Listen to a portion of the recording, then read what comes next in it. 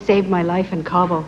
We were in an undertow, and a few weeks later... It was exactly 4:48 a.m. on January 30th, 2026, when chaos shattered the stillness of a Los Angeles mansion.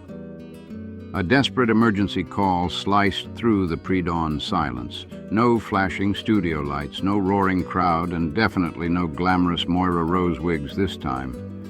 Just the haunting wail of sirens echoing through the cold air and the fading breath of a legend. Catherine O'Hara, the woman who made the world laugh through heartbreak for over 40 years, had taken her final bow. Official reports were painfully vague, citing only a brief illness that took her from us far too soon. Fans around the world were left stunned. Just days earlier, she appeared unstoppable, full of that signature spark that made her unforgettable. How could someone so full of life just disappear overnight? Welcome to Shadows of Stardom. Today isn't about listing films or awards. It's about celebrating the soul behind the smiles. Catherine O'Hara wasn't just a star, she was the heartbeat of comedy, the kind of artist who gave everything to the world while quietly guarding her deepest battles. As tributes poured in for the fierce mother from Home Alone and the eccentric diva from Schitt's Creek, few knew the physical reality she lived with every single day.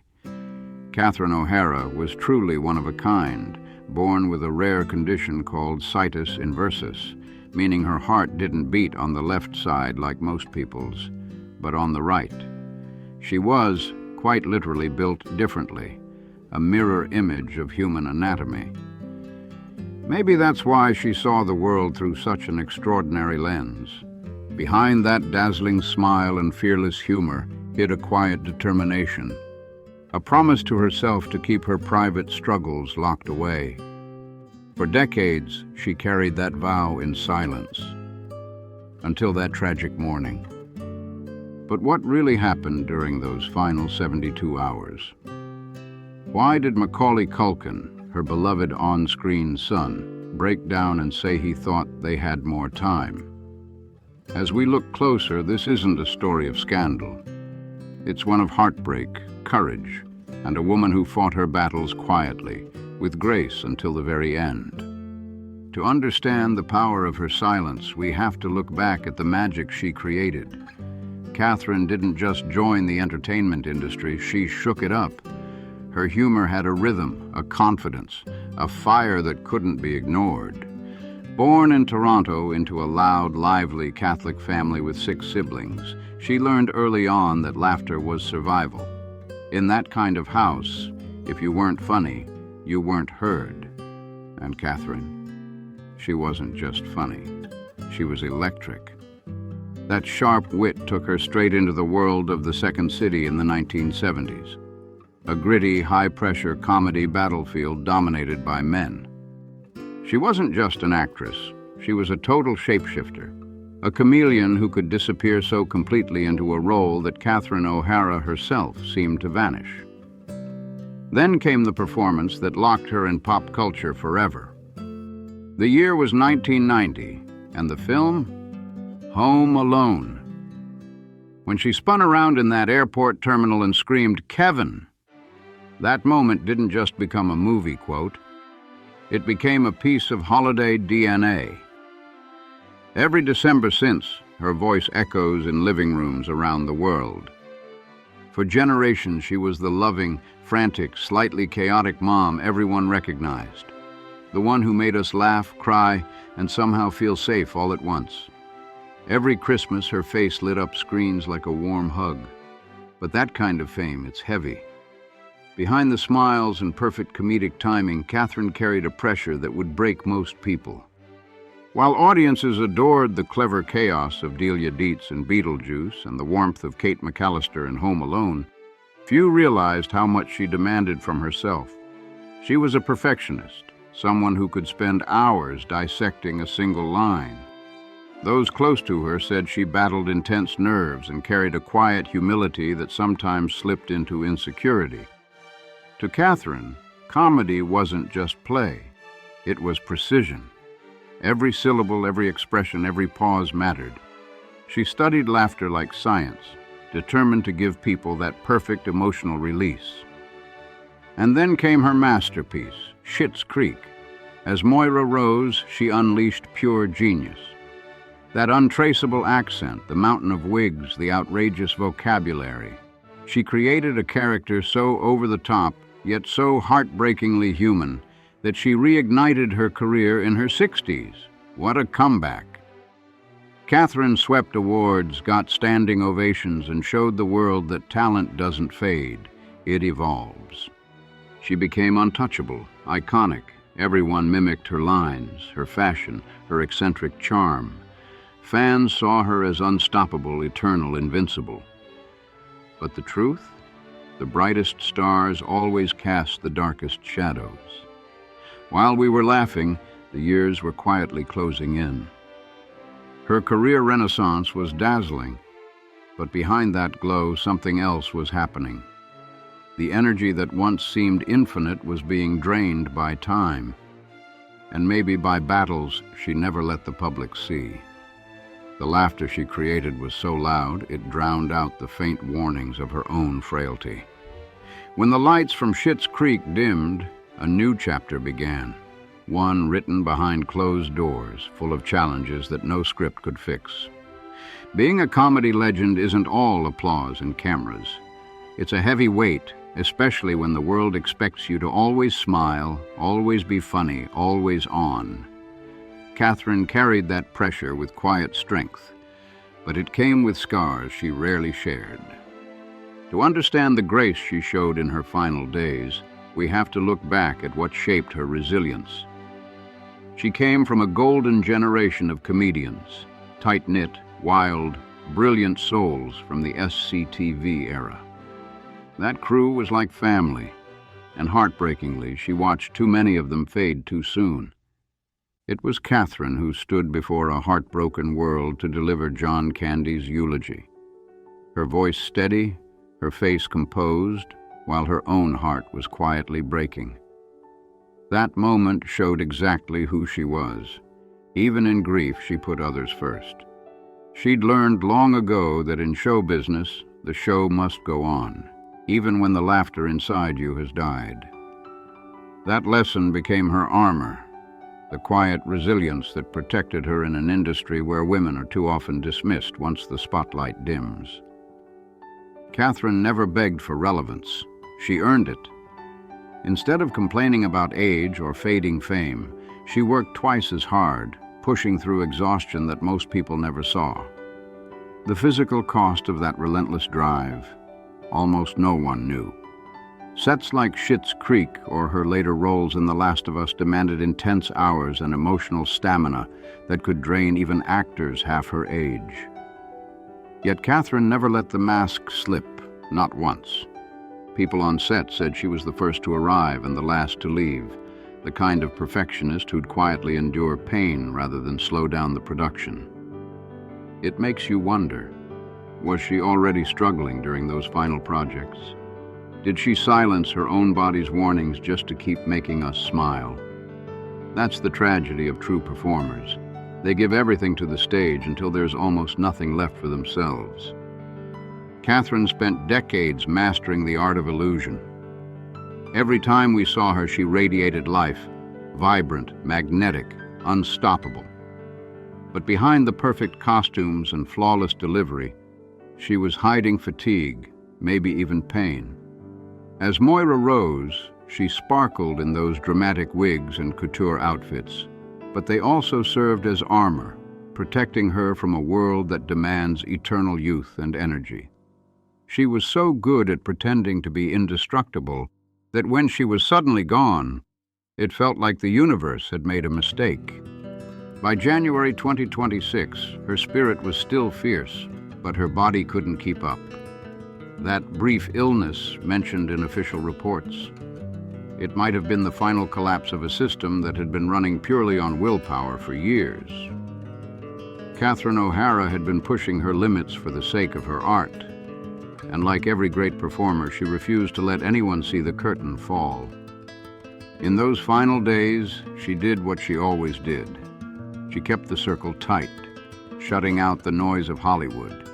No paparazzi chaos, no leaked hospital photos, no press spectacle, just quiet dignity. In a city obsessed with scandal and meltdown, she did the most rebellious thing possible. She refused to perform her pain.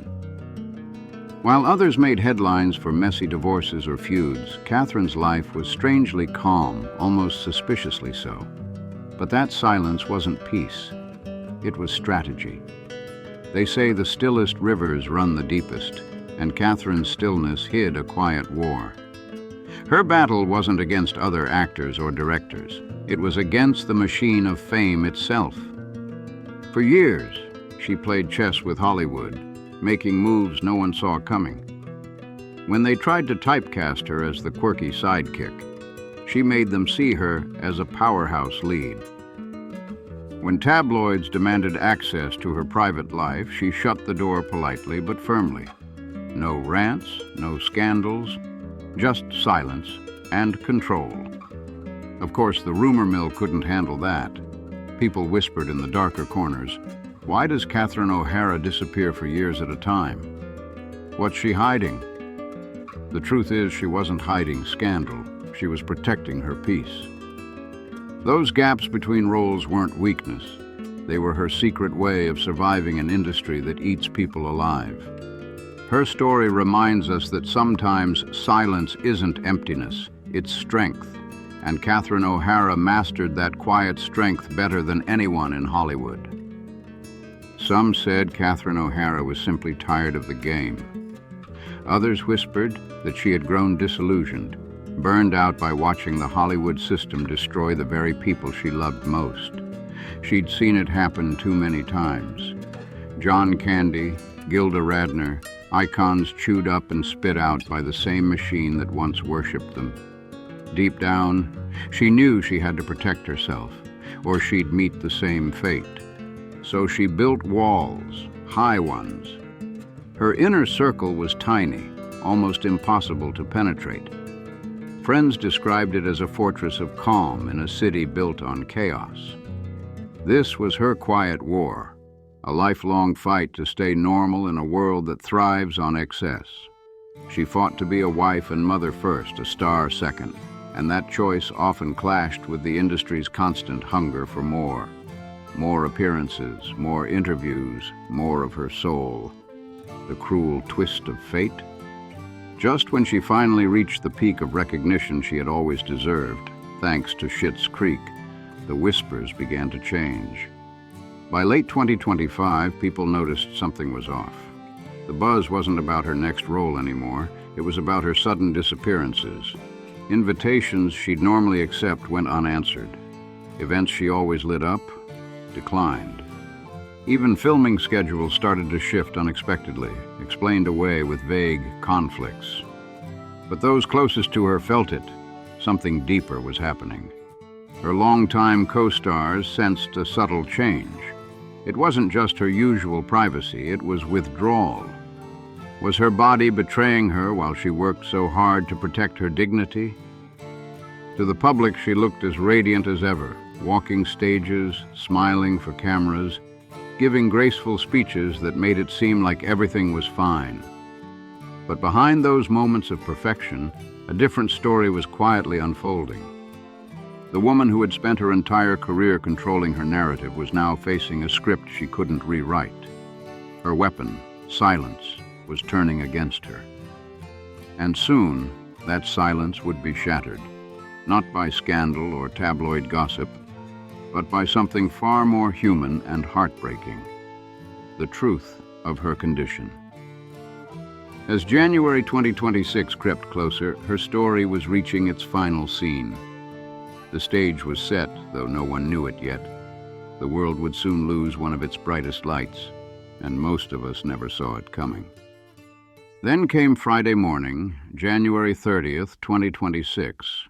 Catherine O'Hara, aged 71, was gone. Just like that. No press conference, no farewell tour, no dramatic revelation. The silence she had guarded all her life finally broke, not by her voice, but by a single devastating announcement that flashed across every news feed on Earth. Catherine O'Hara has passed away following a brief illness. That phrase, brief illness, hit like a thunderclap. It revealed everything and nothing all at once. So simple, yet so final. It was Catherine's last act of control, her final curtain call of privacy. Even in death, she refused to turn her pain into publicity. But in the stillness that followed, the magnitude of her loss began to roar. Hollywood, an industry that had long taken her consistency for granted, suddenly had to face the silence she left behind.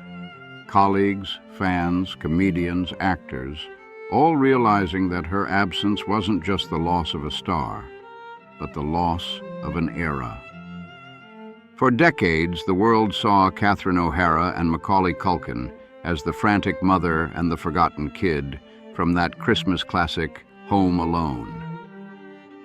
But just hours after the heartbreaking news of her passing spread, everything changed. Macaulay peeled back the curtain on their 30-year bond, breaking his own silence with a tribute that brought Hollywood to tears. He didn't write about a co-star, he wrote about a second mother. His words hit deep, cutting through the noise of social media and headlines. He said the one thing Catherine never got the chance to: "I thought we had time." Just 5 words, yet they carried the weight of the entire world. That sentence became a mirror of every fan's regret, echoing through timelines and television screens. In that moment, the truth was finally out. And it wasn't a scandal. It was something far more powerful. It was love. Quiet, genuine, and unconditional love. Catherine had spent her life pouring it into everyone around her, but she rarely let people see it. She didn't just make audiences laugh, she held people up. Behind the cameras, she was a nurturer, a protector, a rock. When that love was suddenly gone, the loss hit like a punch to the chest. Her absence didn't just leave fans crying. It left grown men standing in public, tears streaming down their faces. The mask had finally fallen. All those years of witty interviews and dazzling performances suddenly felt different, heavier. While we were busy turning Moira Rose into memes and laughing at her brilliance, Catherine was quietly fighting a battle that no one saw coming. The names spoken that day weren't rivals or gossip headlines. They were people she lifted up. Her Schitt's Creek co-stars called her a mentor. Former child actors described her as a mother figure. And across Hollywood, comedians said she was the anchor that kept them grounded when fame got too loud. That's what made the shock so real. It wasn't just the loss of an actress. It was the loss of a presence, a heartbeat. Even the media, usually hungry for chaos, stopped cold. There were no scandals to spin, no feuds to exploit, just grief, raw and unfiltered. For once, Hollywood went silent, not out of respect for a brand, but for a woman who had given everything and asked for nothing in return. Catherine O'Hara had reclaimed her story one last time. By leaving us in awe, she reminded the world that true legends don't fade with noise. They leave in quiet dignity, making everyone wish for just one more scene, one more laugh, one more moment we'll never get. But the silence she left behind isn't empty, it's heavy. Heavy with everything she gave, every emotion she sparked, every piece of herself she left on screen. And it forces us to face something we rarely think about: the price of joy.